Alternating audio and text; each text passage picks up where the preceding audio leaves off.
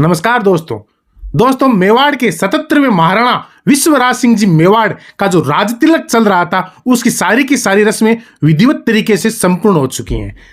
उदयपुर के पूर्व राजघराने में जो विवाद चल रहा था वो विवाद भी थम चुका है। लेकिन इस विवाद में आपने ये बात सुनी होगी कि महाराणा विश्वराज सिंह जी मेवाड़ शपथ ग्रहण करने के बाद राज तिलक के बाद धूनी दर्शन करने जाएंगे और एकलिंगनाथ जी के मंदिर के दर्शन करेंगे।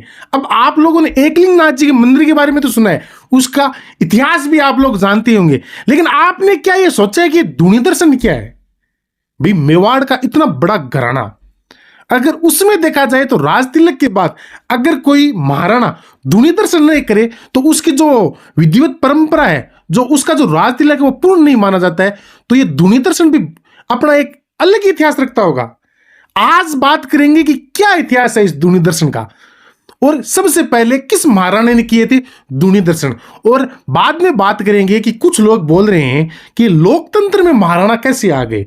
उससे पहले दोस्तों मैं हूं दिनेश पारिक और आप देख रहे हैं दी अनबीटेबल काल चक्कर। दोस्तों आप अगर हमारे चैनल पे नए हैं तो चैनल को सब्सक्राइब कीजिएगा। दोस्तों मेवाड़ के जब भी कोई नए महाराणा बनते हैं तो राज तिलक की रस्म के बाद में धूनी दर्शन किए जाते हैं। धूनी दर्शन के बाद प्रभु एकलिंगनाथ जी के दर्शन किए जाते हैं, वहां पे वो विधिवत तरीके से पूजन करते हैं। उसके बाद अपने आप को वो दीवान मानते हैं। और आपने ये भी सुना ही होगा कि अपने भारतवर्ष में शायद एकमात्र ये घराना है जो अपने आप को राजा नहीं मानता है। वो राजा एकलिंगनाथ जी को ही मानते हैं और उनके दीवान के तौर पर वो शासन करते हैं कि भाई राजा तो एकलिंगनाथ जी हैं, हम उनके सेवक हैं, दीवान हैं, उनके तौर पे वो शासन करते हैं। हाँ, एक बार अपने जयपुर के एक महाराजा जरूर हुए हैं जिन्होंने गोविंद देव जी को जयपुर का राजा बनाया था। लेकिन इस विवाद के बीच में आपने एक नाम सुना होगा, अभी जो उदयपुर के राजघराने के बाद था, कि धूनी दर्शन पे रोक लगा दी। अब आप लोगों के दिमाग में यह भी आया होगा कि ये धूनी दर्शन है क्या? वो मेवाड़ राजघराना जिसका इतना पुराना इतिहास है तो धूनी दर्शन का भी कोई ना कोई इतिहास जरूर होगा। आज बात करेंगे उसी धूनी दर्शन के बारे में। दोस्तों बात है जब मेवाड़ के महाराणा थे उदय सिंह जी, चित्तौड़ किले में 2 बार साकी हो चुके थे, तब महाराणा उदय सिंह जी को लगा कि ये राजधानी सुरक्षित नहीं है तो अपनी राजधानी दूसरी बना लेते हैं।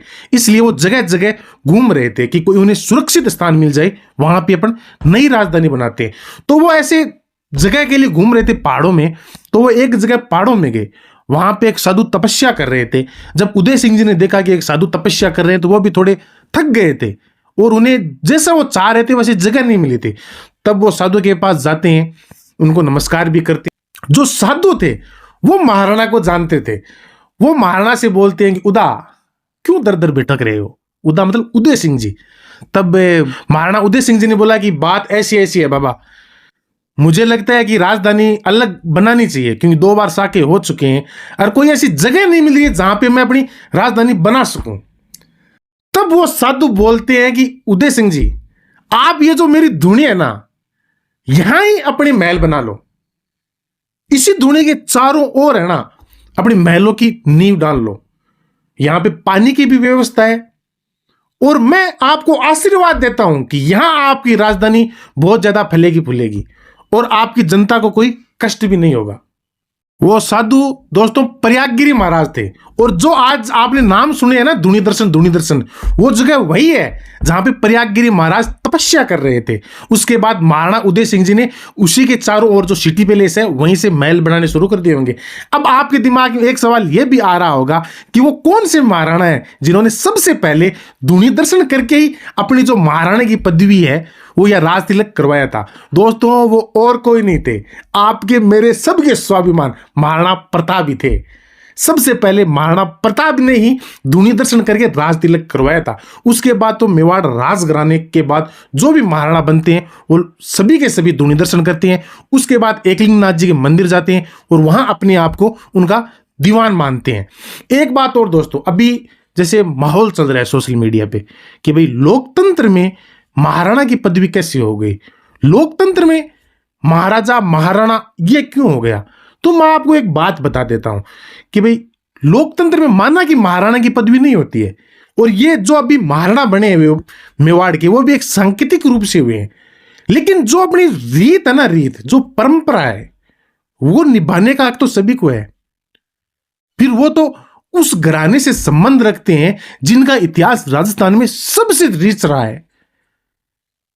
भाई उनके जो पहले राजा हुए हैं ना, उनके तुम सब कर्जदार हैं। क्या क्या कुर्बानियां दी है उन्होंने, फिर वो कोई परंपरा निभा रहे हैं, उसमें गलत क्या है?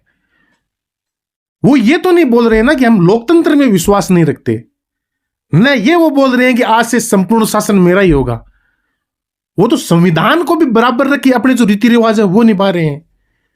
मैं तो बोल रहा हूं कि मुझे तो देखकर अच्छा लगा कि भाई किताबों में पढ़ा था कि ऐसे ऐसे ऐसे होता है, पहली बार देखा भी कि अपने यहां क्या क्या परंपराएं होती थी, पूजन किस तरीके से होता था। तो मेरे हिसाब से तो कोई इसमें गलत नहीं था, बल्कि अपने जो इतिहास था ना उसको देखकर ज्यादा अच्छा लगा कि भाई ऐसे ऐसे राज तिलक होता था। मन में एक ख्याल आता है कि अपने जो महाराणा प्रताप थे उनका भी ऐसा राज तिलक था, छवि तो बनती है दिमाग में।